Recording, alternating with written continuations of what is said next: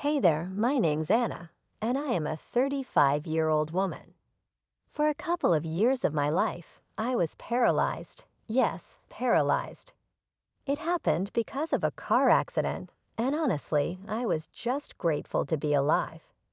That time was tough for me to go through because it opened up my eyes to the true colors of my then husband, Sam.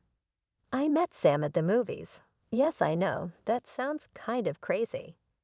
We both happened to go to watch this movie alone and just happened to be sitting next to each other. We got to talking and joking around about the movie. When we got out of the theater, I got to take a proper look at his face, and I was literally struck by how handsome he looked. We decided that we didn't quite want to stop talking, so we went to the cafe nearby and got ourselves some coffee. That one spontaneous date led to several more. Sam was genuinely a great guy. He was funny and just knew how to make any time a good time. He also came from a family with money, so he was never shy to spoil me senseless. I had a lot of fun with him, so when he proposed to me after 4 years of dating, I was more than excited to live a good life with him. The next couple of years were great, or so I thought. Looking back, I see a lot of the issues that existed that I just brushed off because I loved him. But nonetheless, I had a good time with him.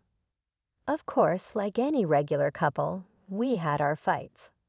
It was on one particular day we were having an argument, and we got into a car crash. I don't even remember what we were arguing about, but I do remember that we were yelling at each other in a moment of anger while driving. Sam pulled his phone out to send a text. He moved his eyes off the road and didn't pay attention to his steering. Next thing I know, I'm yelling because we're driving into the divider, and then I black out. When I wake up, I see Sam sitting by my side looking beat up.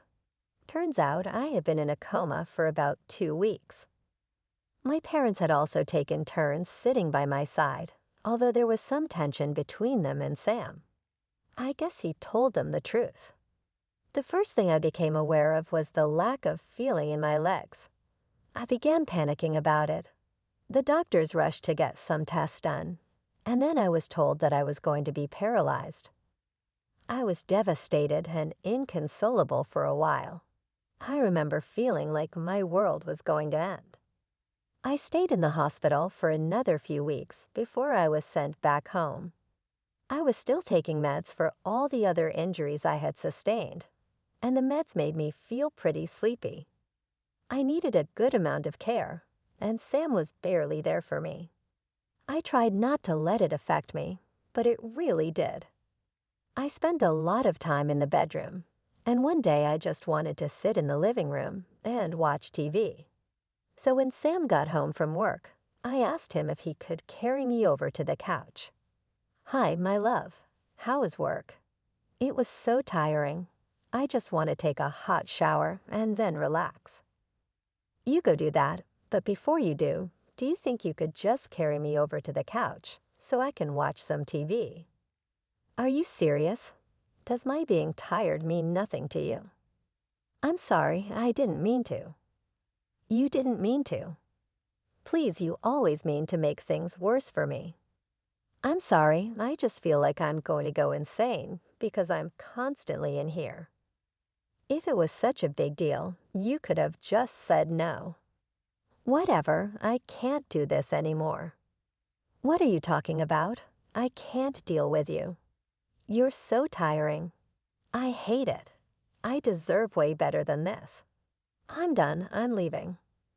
"You can't leave me. How am I supposed to do anything in this state?" "I don't know, and quite frankly, I don't care. Do what you like, bye." I was beyond heartbroken. I know that caring for someone who was paralyzed was not a piece of cake. It was a full-time job. At the same time, we vowed to stay together through sickness and in health, and I was in this position because of his rash driving.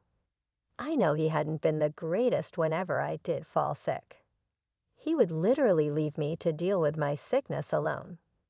I remember there was this one time that I came down with pneumonia, and needed to be hospitalized.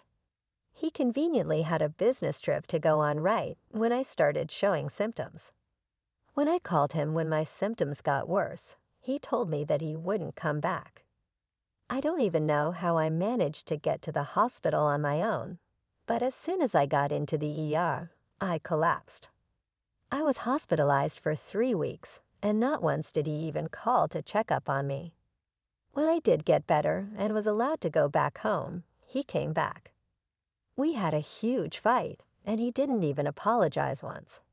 Looking back, I should have left him right there and then, but I thought that it was something I could get over, and I didn't want to let go of him. I guess it's right that love blinds people. I managed to fall asleep that night. The next morning, though, I needed help getting out of bed, but I couldn't do it myself. I can't even begin to describe how helpless I felt. I remember breaking down again for a while before I was stable enough to call my mom and ask her to come over. My mom must have heard the pain in my voice, so she was over in a heartbeat. I'd always kept a spare key under one of the flower pots at our front door, so my mom used it to get inside. She found me in bed, looking like a downright mess. She quickly helped me out of bed and helped me freshen up.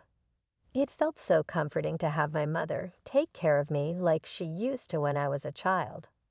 When I was settled back down in bed, my mom asked me where Sam was. I'm not trying to say that I don't want to help you, darling, but where is Sam? He left. Left? What do you mean? Last night we had an argument because he just got back from work and was too tired to take care of me. All I asked him to do was move me to the living room so we could watch TV together. That's hardly a difficult task. No offense, darling, but you barely weigh much. I've seen him carry your drunk brother from the driveway to his room upstairs, and they went drinking together after work. And your brother's massive. I know, but he thought that was asking too much. He told me he couldn't keep doing this for the rest of his life, so he just left. That son of a gun. How could he do that to someone he claimed to love? If your dad got paralyzed, I would have been there with him, no matter how tired I was. That's what love is. Yeah, I wish I knew that. He's done this before too, you know. Whenever I've been sick, he's left me to deal with it alone. I guess I just hoped my being paralyzed would be different. Oh, sweetie, why didn't you tell us about this? I don't know. It was embarrassing. I mean, what kind of partner does that? Besides, I loved him too much to leave or talk bad about him. Well, I don't love him too much. I'm going to call his dad, Bill. He'll definitely be able to get a hold of him. Let's see what happens. Of course, she didn't do that immediately. I was still her first priority. She made me food and bathed me. She helped me get into the living room, where we spent time watching crappy reality TV and just overall enjoying our time together. My medication made me feel pretty sleepy, so sometime around late afternoon, I fell asleep on the couch. When I woke up later that night, my mom had dinner ready for me. While we ate, she told me that she had called Bill and told him about what Sam had done. He had promised her to take care of it, but had asked if it would be possible to invite Sam over so he could talk to him in front of us. I didn't know what Bill had in mind, but I knew that Bill loved me and had considered me to be like his own daughter, so he would definitely give Sam a piece of his mind. I wanted to be there to see it happen, so I told my mom that Bill was welcome to do whatever he wanted. It took about a week before I saw Bill. My mom and dad had moved in with me by this point. My dad was ready to punch Sam, but my mom and I had to convince him to let Bill deal with it instead. When Bill came over, he apologized for Sam's behavior. Anna, I'm so sorry for everything Sam has done. I spoke to him the other day, and well, I found out that this has been a recurring thing in your relationship. I'm really sorry about it. We appreciate you coming here and apologizing, but my wife and daughter have told me that you will do something about it. If you don't, I will find Sam and punch him senseless. I do have things in mind, but you are also free to do that if you want. What do you have in mind? Well, first off, I'm disowning him. I want no part in his ignorant behavior. This is not the son I raised. Secondly, I will personally fund all of Anna's treatments. I'll make sure that you can walk again if that's the last thing I do. Bill, that means so much to me. You have no idea. Thank you so much, really from the bottom of my heart. I'm so grateful to you. You deserve better than Sam. I was going to send him the money to help you get better, but I'm glad I didn't because I'm sure that someone as selfish as him would have spent that money on himself. Thanks a lot, Bill. We are indebted to you. No, none of that. If anything, I'm indebted to Anna for putting up with Sam. I have one more thing to do if it's okay. I would like to have Sam over this weekend because I want Sam to witness it. We're okay with it. Okay, great. Also, Anna, you have your first appointment with a new specialist tomorrow. I'll send someone to pick up and drop you off. Don't worry about anything. I'll take care of you. Thank you so much, Bill. After Bill left, my parents and I were left kind of speechless. How did a man as generous and kind as Bill ever raise someone like Sam? My life was about to change yet again, but for the first time in a while, it was in a good way. I was and still am grateful to Bill for everything he did for me. The next day, my mom accompanied me to the doctor's. After a bunch of rigorous scanning and prodding, the doctor told me that I had suffered an injury that was pretty curable. He had me refer to the best physiotherapist and told me to get started with physiotherapy as soon as possible. I cannot even tell you just how happy I was to hear that.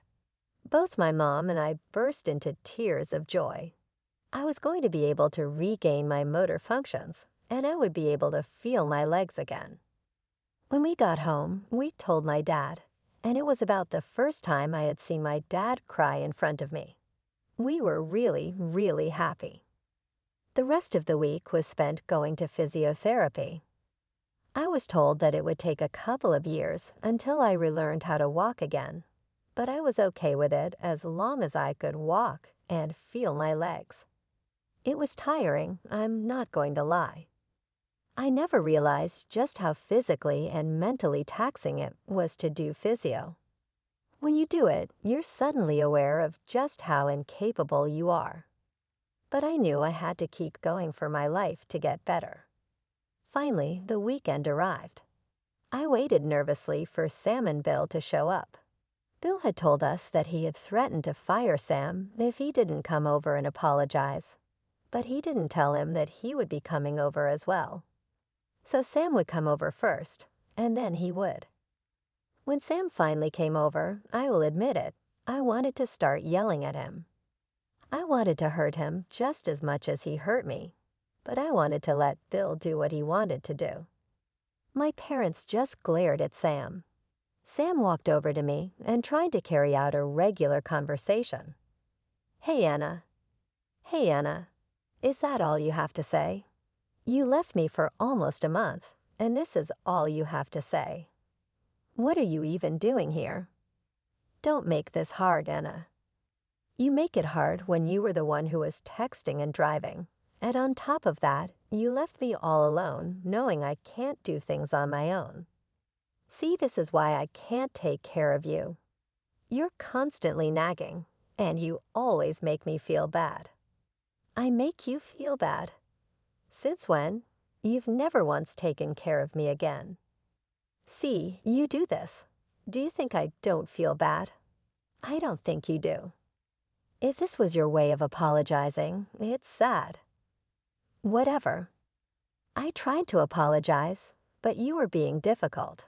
I did my best. I'll just leave now. I couldn't believe that this was the man I had married. This was not the Sam I knew. Had he always been this heartless? I felt a lump form in my throat, and my eyes started tearing up. My heart hurt. I knew it was bad enough that Bill had to threaten him for him to even come back to apologize. But he literally didn't even try. He just blamed me even more.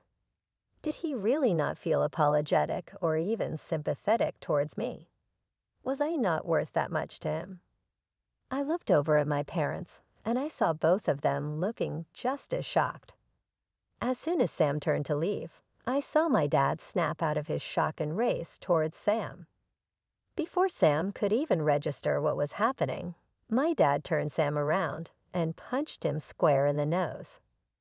Sam yelled and hunched over in pain.